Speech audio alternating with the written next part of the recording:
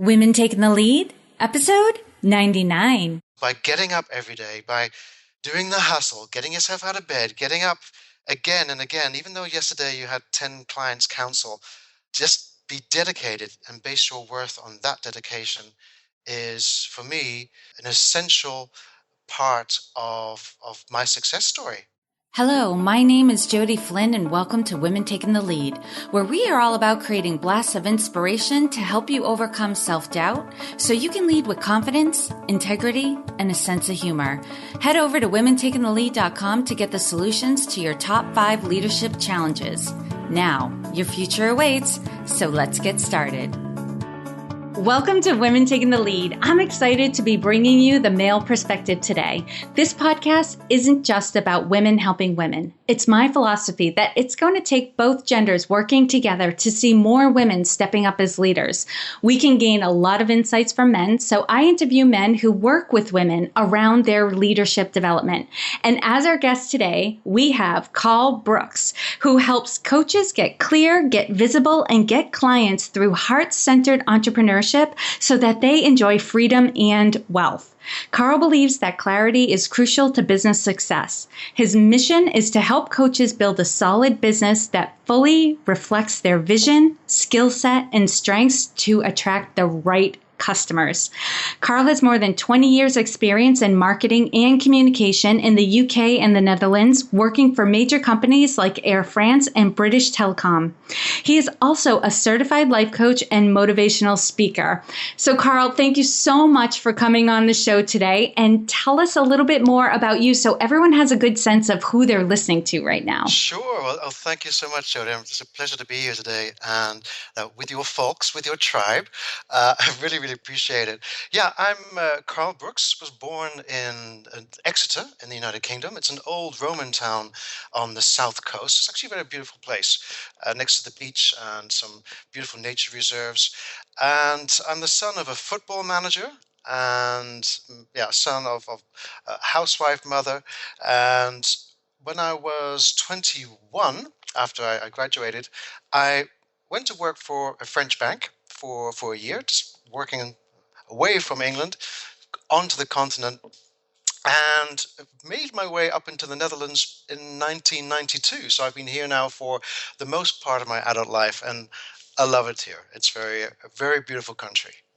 Wow, you went from one gorgeous place to live to another. Yes, I think I swapped Big Ben for tulip fields. I think you won out on the exchange. I did. All right, Carl, to start off with, tell us a story about a woman who's impacted you as a leader. I think when I think of who's really impacted me, who's made a huge difference, not just to me as a person, but in my business, it would have to be a beautiful lady in Los Angeles called Jennifer Hermenes. And she is the daughter of Mary Morrissey. And maybe some of your listeners may know, Mary is the founder of the Dream Coaching Foundation. And Jennifer was, I pulled her in about 6 months ago to really mentor me in my business and to bring up my skill set, particularly on the sales side of things, because I found that in order to be a coach and to attract clients, you have to do it on a heart-centered base, particularly when you're doing life coaching or business coaching. This is not the place to be salesy. You have to do it from your heart. And I enlisted her because I'd seen her in actually on a live seminar in Los Angeles. And I really loved her style. And I really loved her message of serving people and not selling to them, but serving them and making sure that they are, that you listen to what their heart is trying to tell you, not the fear, and pull out of them what their heart wants to do and where they want to go, and really support them in that decision process. So I brought her in, and for 6 months we worked very hard together, and she really fine-tuned and helped me to master the skill of enrollment, which is really what her speciality is. Yeah. Wow. And Carl, I don't want to say you're unique because there are other men out there who do this, but it's always interesting for me when I hear of men who hire women to help develop them in areas that you typically think of men being strong in. Yeah. So what was it about Jennifer that had her stand out from the crowd and had you think like she's the one I need to be working with? Well, for a start, she had a whole series of clients who were, high flyers in the industry. And I was attracted to that and the fact that they were really praising her. And then I saw her in action. And I just saw the way that she mesmerized me, the way that she was able to take what people were saying to her, to summarize it back to them on an emotional level, connecting with them, and at the same time just supporting them, holding a space, holding this energetic space during the, yeah, for want of a better word, sales conversation, so that Mm-hmm. she was literally serving them, holding them, moving them forward, and reflecting back to them that, hey, this is just your fear talking now, but what is this other part of you that was talking to me 5 minutes ago that really wants to move forward? So these obviously the skills and techniques which he's mastered after many years, and although it was a skill set, it came across as extremely empowering and nurturing. And eventually, that's the way that we want to serve our clients anyway, to move them through our programs so that they come out the other side empowered and invigorated and with more self trust and belief. Yeah, or anyone in our life, like to have that skill. That's amazing. It sounds like, she had really honed the skill and the craft of listening, like really listening, Yeah, and holding the space not just for actually holding the space for what people really want and who they truly were, as opposed to what was holding them back and what they were afraid of. exactly, and then obviously honoring that fear by allowing it to be there, but speaking to the other part. So obviously it takes a lot of skill and practice to do that, and we worked together over a long period of time because it's certainly an aside to my background, um, but it's become now this huge core of my business. I mean, having the skill to be able to listen to people, as you just said, is so important for men and for women when you are enrolling and attracting people into your work, into your programs, which inevitably will serve them. So it's an important skill to master. Absolutely. Mm. Mm. And with this is a great segue because I'm curious because you do work with women. If there's a trend that you see out there in regards to what's holding women back, right? I see so many women who are holding themselves back from stepping up as leaders, and I see what I see. But I'm curious if there's something in particular that you see that holds women back. Yeah. Well, there's one thing which has been a trend for the last couple of years, and that is um, women seeking the help and the camaraderie and even sales, as it were, of other women. So you see these groups of women forming, which is great, which is really wonderful, but it's not the complete picture. So for me, uh, when I see groups of women forming on Facebook, and I try to get myself invited, but I'm not allowed in. I'm thinking to myself, Mhm. come on, guys! I mean, there's so much value that because men are growing as well, and it's not just women that are getting more empowered and changing and evolving. Men are doing the same thing too. So I just think sometimes that if women stay in their own group, then they are missing out so much other evolvement and development that's occurring in the world. And uh, I think that's such a shame. So, yes, I do encourage women to work together and to collaborate together because I think that's wonderful. Because let's if that's but it's a starting point. It's a foundation. It's not an end point. It's not a destination. I would like to see and encourage women to see that there is a kind of a hole in the market staring us all right at the face. It's like, Right. okay, step into a female group, great, and evolve yourself. But what would happen if you really took the lead and started something that was either for men and women or just for men? I don't know. Mix it up a little, and use your newfound belief in yourself and leadership skills to really burst, break the bubble, as it were, and allow everyone to step in, because everyone has everything to offer. It's not about your sex or your background. I think we should encourage everyone to work together. So allowing, I think, more openness to other groups of people as well. So being more inclusive rather than this, what, and I see it occurring as well. This, I don't want to say exclusivity because that makes it sound like it's something luxurious. It's not. Yeah. But it's like this is private, just for us. And I see some of the groups that you're talking about where it's not like a women who've been battered by men group. Right. Where they don't want men in the group. These are like entrepreneurial or, activity based groups where it's women only. And, I do see that as well, where it can be like just us, not you, nobody else feel to it. And that can be very limiting. Yeah, absolutely. That's what I've noticed. Yeah. Yes. And clearly we're on the same page, because even though I have this podcast called Women Taking the Lead, I'm like, hey, let's have the guys, weigh in and let's talk to them, because they have something to offer. And, there is something missing, I feel, when you don't have both genders at least represented. I mean, it doesn't have to be half and half, but let's have some representation from both sides. Yeah, that's true. And that's absolutely true. And what I've found is inevitably there is a missing link somewhere. And I think that's why a lot of women approach me for maybe a different perspective, a different angle on things, different take on things, or just to act as a soundboard outside of what they're used to and out of the familiar. So, yeah, I totally agree with that. Yeah. And Carl, what have you learned from the women you've mentored? What I've learned, I think, well, I've learned many things, but there's one thing that comes to mind immediately, and that is as I've embraced my own target audience, which are mostly women between the age of 40 and 55, I've been exposed to a lot of intuition. And a lot of the women telling me, well, it doesn't feel right, and this and that, and I'm much more of, what's logical, I'll do that. And working with women has really helped me to become more in touch with my intuition.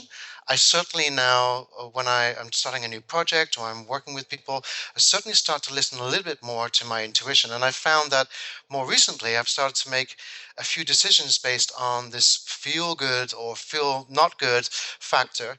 And that's really kind of added an extra dimension to my work and to my business. So I'm really grateful for that, for the development of the intuition. Yeah.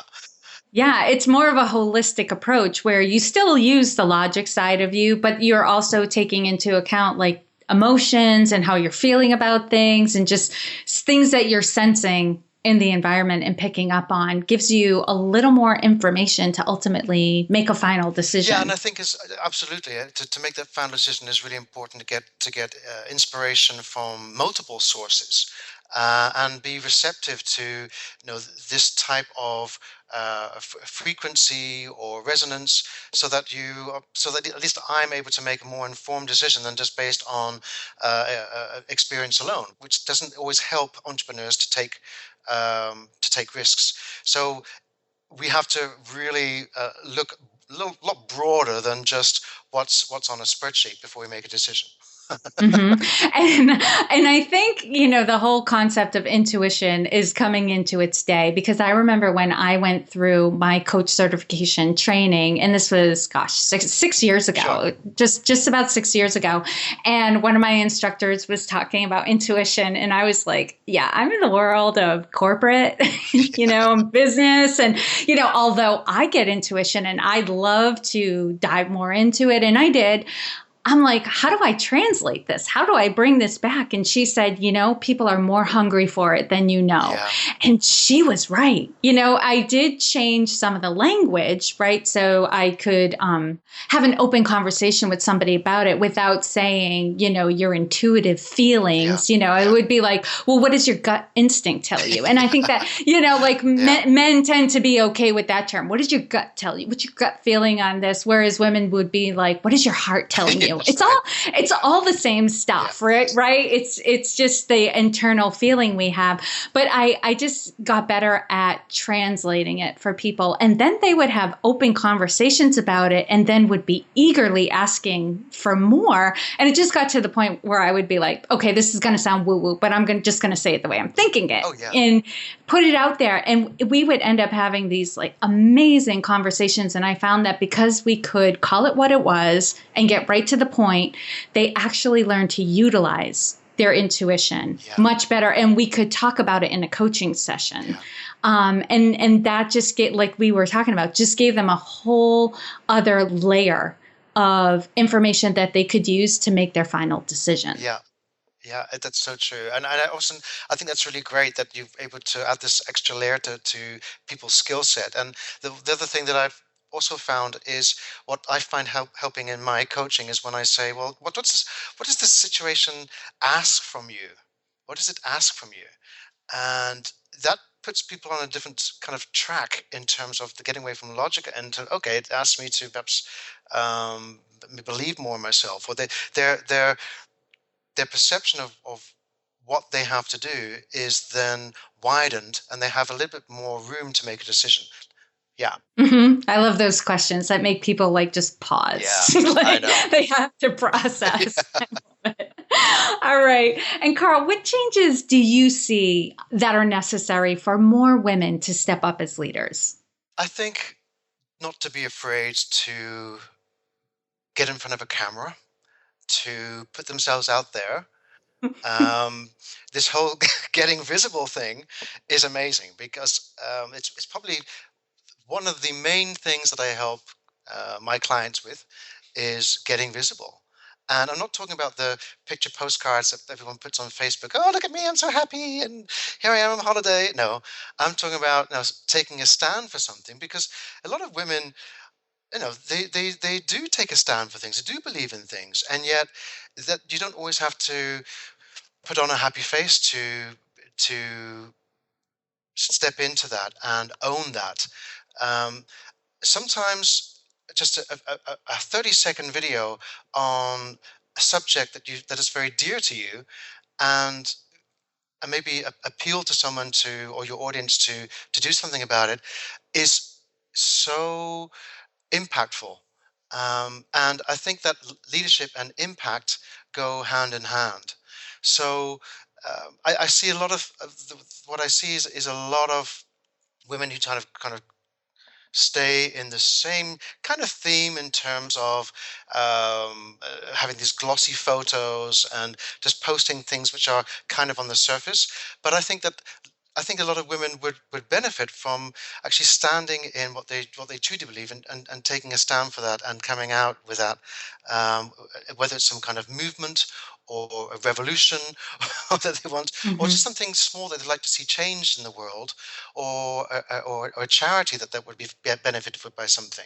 So get in front of the camera is not just about giving a quote of the day, or it's about standing in your worth and standing in what you believe in and the change that you want to make in the world. So I think getting visible with all of these examples I've given you is certainly something I would like to see a lot of women leaders do, if that makes sense. Oh, yes. I think that, when we talk, I'm thinking, with public speaking, men and women both, have their feelings on that. But when it comes to video, I wonder if it's more women who have an issue with that, because women have all these expectations on themselves about the way they look and they appear, and it's hard enough to have your picture taken. But then when you have video and you see yourself in living color and you can hear yourself and see yourself move.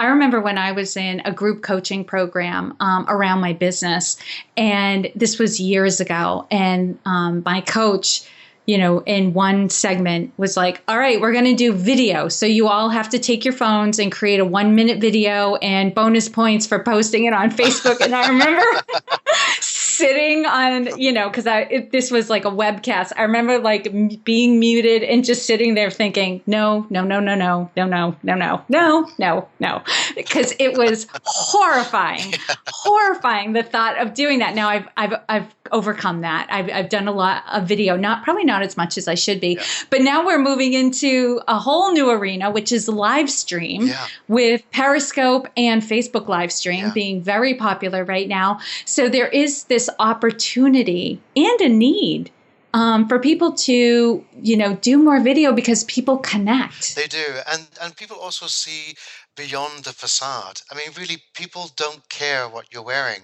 You do, but the audience doesn't. And the way your hair is flopping today, but people don't care. They they just see the message. I remember once I was recently interviewed on Skype, and I forgot to close one of the doors behind me. So the Skype film was done with my door open, and in the door was not only my ironing board and my iron, but a big, like plastic basket, as it were, of washing. Mhm. Did I care? No. Did I ask to, could I just go over and close the door because you can see my washing? No, because I knew that my message was more important. And this is really what I want to instill with you. And actually, it probably adds a little bit more credibility if you Right. have these things going on around. I mean, we're not all Stepford wives out there or Stepford husbands. Um, we we like a little bit of quirkiness and something that shows us, like, hey, you're human too. Wow, Hmm. you've got dirty washing and an ironing board as well. Oh my God. So yeah, I would encourage people to, particularly women who are often perfectionists, to kind of let down their guard, and as a result, let the rest of us in, because it really is about your message. Absolutely. It is true. You make such a great point that if everything is too perfect, you lose credibility. Yeah. Yeah. Right. Not just as a business owner, but I know people who don't have businesses, but I'm friends with them on Facebook, and their life is just so wonderful according to Facebook, right? Yeah. And you know that, and I've heard other people comment on it too, like their life's too perfect, like something's up, Yeah. right? Because we don't believe in the perfect life, because we know we're all human. It's a little messy. Things don't always go according to plan. We have our off days. Yeah. So when people are being real, now I'm not saying you got to, throw your dirty laundry Yeah. up on the screen or anything like that, but right, allow life to be a little bit messy, even on Facebook. Yeah. Those are the posts that I see that get the most engagement, not when people are complaining per se, but they're, just kind of sharing in a spirit of like, oh, this is Yeah. life. Look what happened. Yeah. Haha, That's that so sort of true. thing. And if anything, that's, as you said, that's probably the type of post, or that would allow you to connect with your audience the most. I recently did a photo shoot in. I had a suit and tie on, and I was, posing around and trying to come across. I was like this big business coach star and being really serious. And I had a couple of photos where I sneezed and laughed and was jumping up and down and just shaking it all off. And eventually, all of those photos ended up into various posts, not serious ones, because they're the ones that got the most feedback and the most positive reactions, and also the ones that I felt more connected with myself, Yeah. from an authentic point of view. So yeah, just go for it, and just be clear on your intention when you're doing it, and the rest really doesn't matter as long as your intention is pure and good and honest. People, they also very forgiving too. When we slip up on our words, or we don't stop the recording, just keep going, because people are very, very forgiving, and they don't even notice that type of stuff. Amen. And Carl, what is one thing that you're working on right now that you're really excited about? I am so excited. I'm working on my second retreat. It's a business retreat for women, mostly actually from the States and the UK. A few from Australia and South Africa joined us last year in October in Tuscany, in Italy, for a week-long transformational adventure, really, where we take these women away from their daily distractions and the kids pulling on their dresses and whatever, and we got them mostly coaches, to Tuscany to spend 7 amazing days together.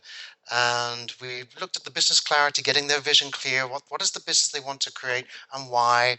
We worked on how to generate the client skill set to really enroll the clients and also get the whole marketing down. So how can they bring clients in whilst they're sleeping 24/7? How can they make that whole marketing engine work for themselves from a heart-centered place so that they can, when they open their calendars or their inboxes the next morning, that they see the clients coming in ready for coaching sessions. And it was such an amazing week. We also went around the whole of Tuscany for a couple of days, have on-site trips, and we had a blast. We had a blast, and we didn't count a single calorie, people. We just enjoyed the finer things in life.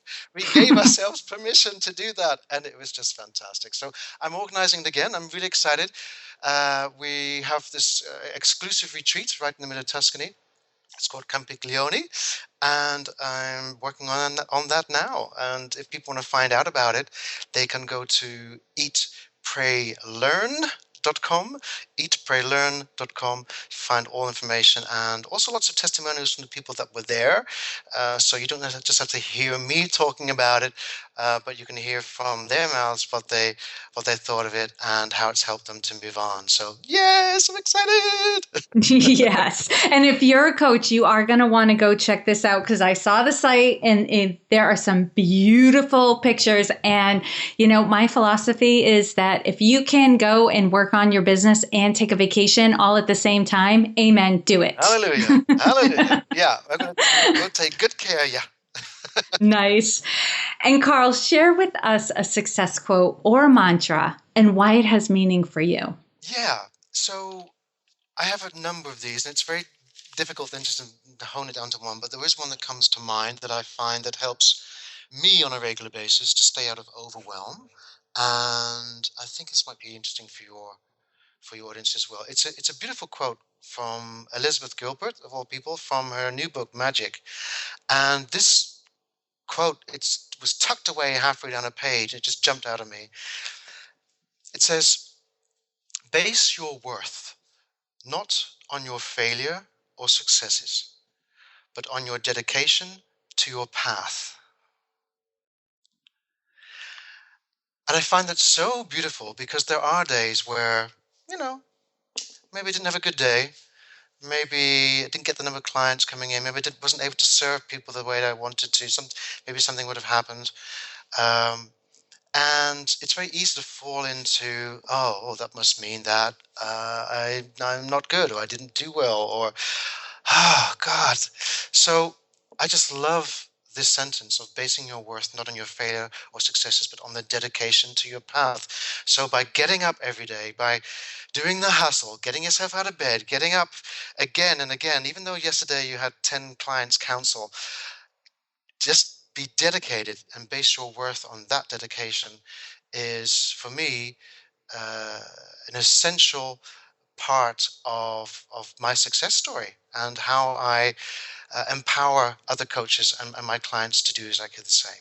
So I hope that serves. I love that, Carl. Thank you for sharing that because I find failure and success are so ambiguous and we're constantly judging ourselves based on, are we going in the direction of failure or success? But the criteria we come up with is so arbitrary. Yeah.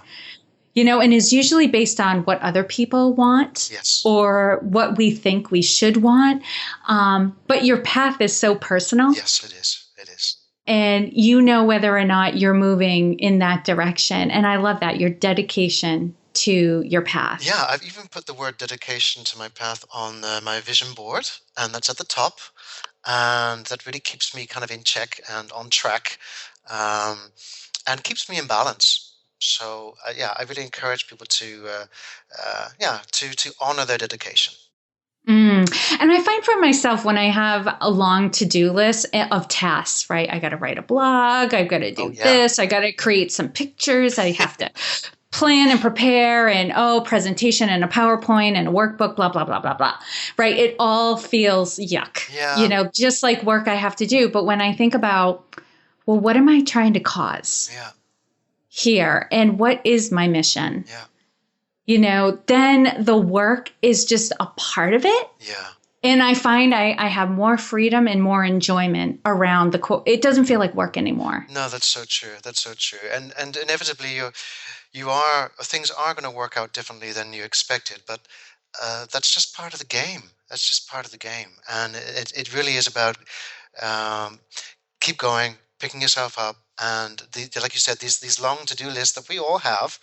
Uh, I Mhm. try to keep mine to an absolute minimum. I make at least three a day. I've actually brought them back from 20 to three because I'd rather look at three things than at a list of 20 that I'm not going to get done. More good advice. Thank you for that. And Carl, you've been wonderful. So tell us how this community can connect with you. Sure. Well, thank you. Well, everyone can connect with me at, well, my website, which has my namesake, carlbrooks.com, carlbrooks.com. You can find out about my events, about the retreat.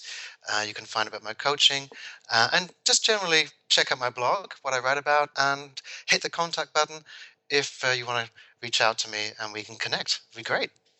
Awesome. And for those of you listening who are, on your run or driving in the car, don't worry about trying to remember all of this because you can find all the links and the resources shared in this episode at womentakingthelead.com, or you can use the short link, which is womentl.com. Carl, thank you so much for sharing your wisdom with us today. We are all better for having met you. Thank you. I'm honored. It's a pleasure. Absolute pleasure.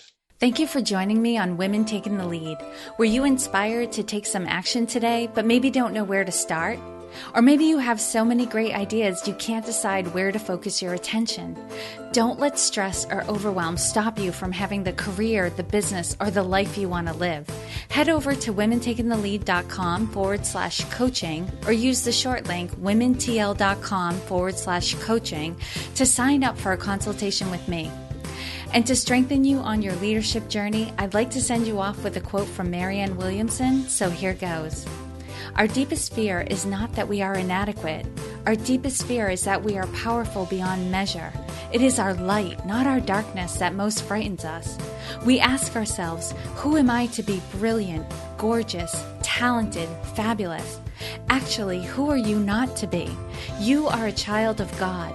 Your playing small does not serve the world.